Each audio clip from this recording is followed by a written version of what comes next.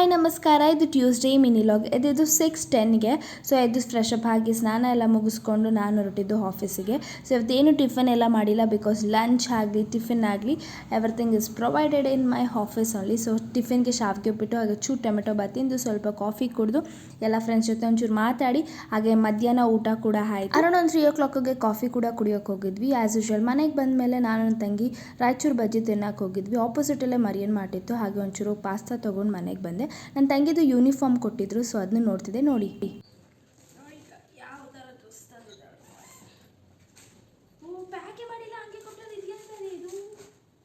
ಅಷ್ಟುದ ನಾವು ಕ್ರಾಪ್ ಮಾಡ್ಕೋಬೇಕು, cut ಮಾಡಿಸ್ಕೋಬೇಕು full.